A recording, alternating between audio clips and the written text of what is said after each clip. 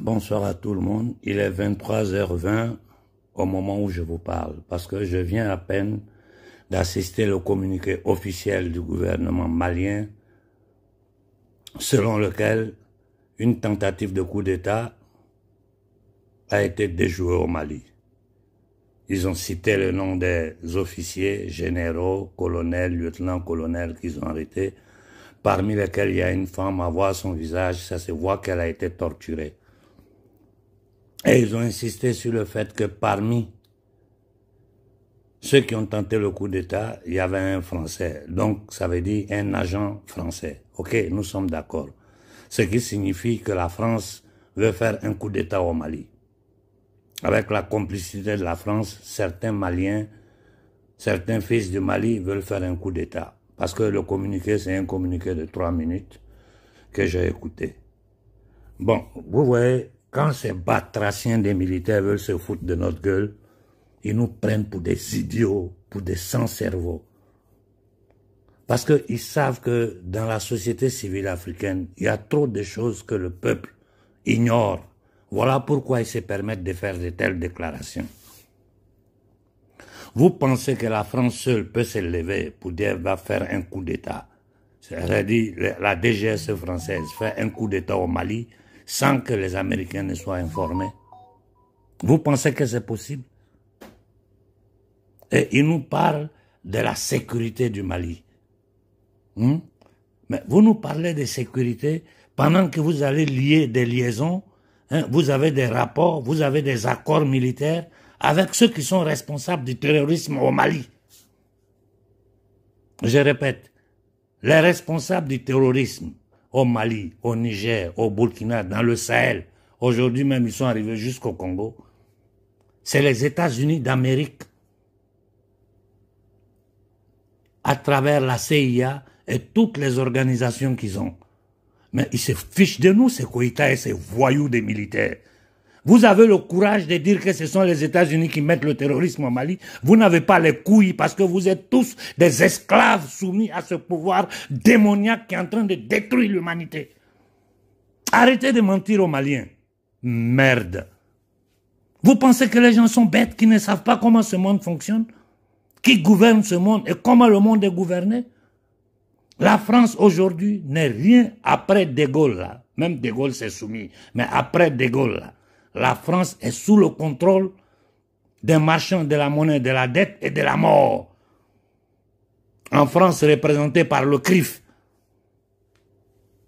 Arrêtez de mentir aux gens.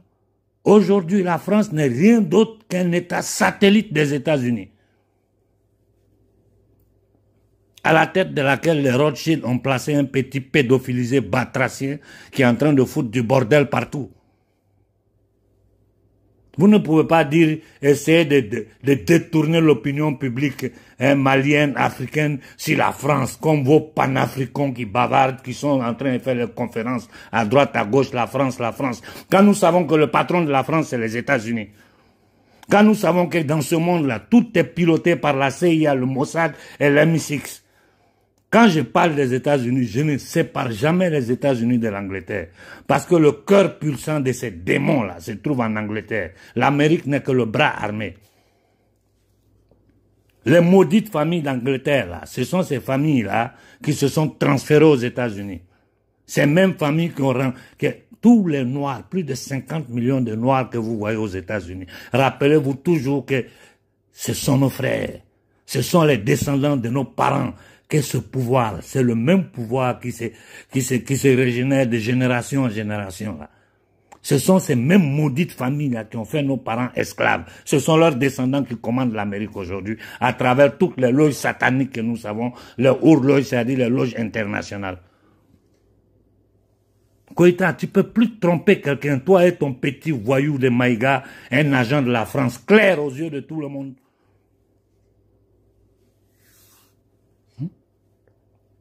Vous pensez que nous, les Africains, sont idiots? Vous faites la France. Alors que les patrons de la France, vous avez des accords avec eux. Ils sont présents au Sahel. Koïta et Tiani, vous ne pouvez pas vous foutre de la gueule des gens. Vous ne pouvez pas vous foutre de la gueule des Africains. Bon, vu que j'ai pris la parole, je vais profiter pour poser une question. Parce que si quelqu'un peut m'envoyer le programme politique des candidats aux élections en Côte d'Ivoire, il va me faire une faveur. Parce que je suis en train de chercher, je ne trouve pas. Je veux savoir ce que les différents candidats au présidentiel en Côte d'Ivoire sont en train de dire aux Ivoiriens pour qu'on aille les voter. Parce qu'on ne peut pas voter quelqu'un si on ne connaît pas son programme politique. Au lieu de sortir pour nous insulter là, on pose une question simple. On veut en 10 points. Dites-nous quel est le programme politique des différents candidats aux élections en Côte d'Ivoire. Sur le franc CFA, si les 11 accords criminels coloniaux qui nous tiennent la corde au cou, sur la présence des multinationales sur le sol ivoirien, si comment le café cacao, parce qu'aujourd'hui on sait le café cacao ivoirien, aux mains de qui c'est, qui en profite. Toute la Côte d'Ivoire sait, toute l'Afrique sait. Qu'est-ce que vous comptez faire sur ça? Quelle est votre position sur le génocide des démons qui gouvernent ce monde-là en Palestine? Israël n'est qu'un instrument. Nous voulons savoir quel est votre programme économique pour l'Afrique. Ça dit dans quoi, pourquoi les Ivoiriens doivent vous voter.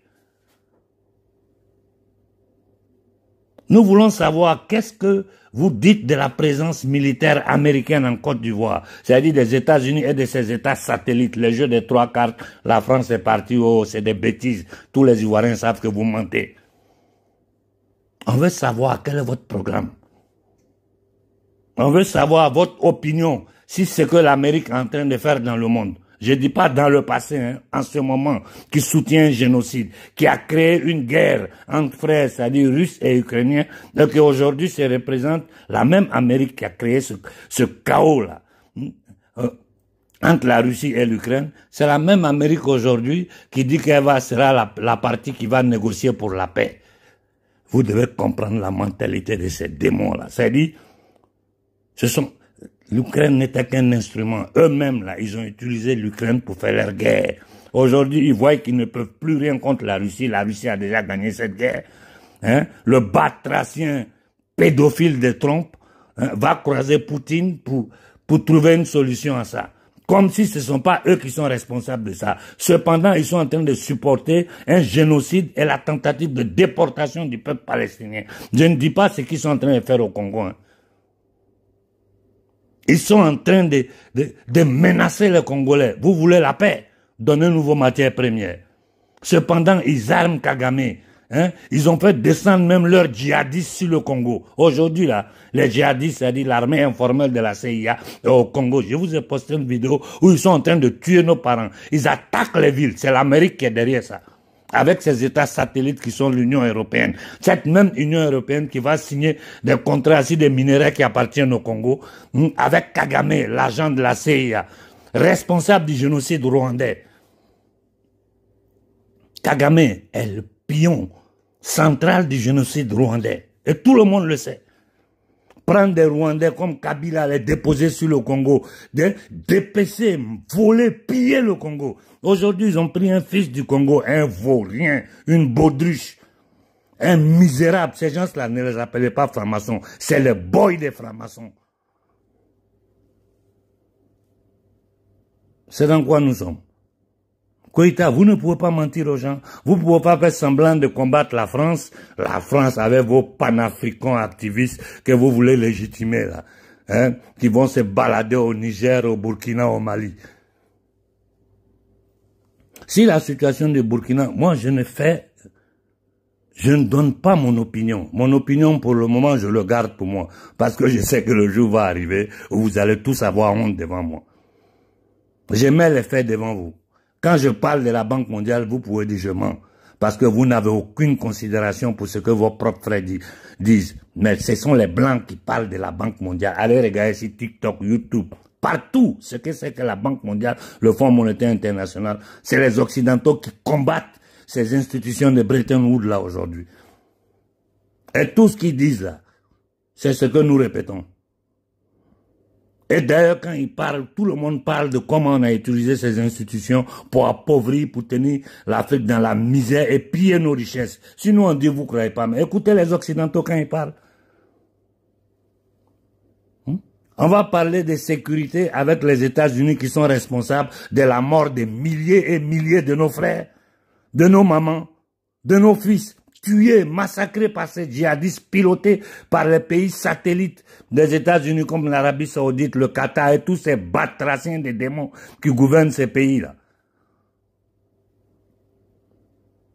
Arrêtez de vous foutre de la gueule des Africains. Arrêtez de vous foutre de la gueule. Vous êtes des misérables. Vous là, vous pensez que nous on va attaquer Ouattara pour vous. Non, non, non. On attaque Ouattara parce qu'on sait que Ouattara, c'est le pion principal de ces démons-là en Afrique de l'Ouest et en Afrique en général. Mais vous n'êtes pas mieux que Ouattara. Vous là, vous n'êtes pas mieux que Ouattara. Au moins pour lui là, il cache pas ses vis-à-vis. Je tue, je vole, je pille, j'endette. Et je livre la Côte d'Ivoire aux marchands de la monnaie, de la dette et de la mort. Pour lui, là, c'est clair. Pour Thiam, là, on va même pas perdre le temps dessus. Celui qui a un cerveau, celui qui a un petit minimum de connaissances, il sait que Thiam, ce n'est rien d'autre que la représentation des Rothschild en Afrique. Tout le monde sait ça. Demandez aux Occidentaux, vous ne nous croyez pas, demandez aux Occidentaux. Parce que vous avez le complexe d'infériorité. Quand un de vos frères vous parle, non, c'est que le noir dit c'est pas bon, il faut que j'aille écouter pour le blanc. Voilà dans quelle misère intellectuelle, mentale que l'homme noir est aujourd'hui. Donc, Koïta, tu peux arrêter, tuer, faire tout ce que tu veux au Mali. Tu as tué, hein, tu es en train de tuer, des gens sont morts dans ta main. Nous, on sait. Je vous dis, moi, j'ai des contacts au Mali, je ne peux pas dire pour leur sécurité. Il y a des choses, souvent, ça veut sortir de ma bouche. Parce que quand je vais dire, tout le Mali va trembler.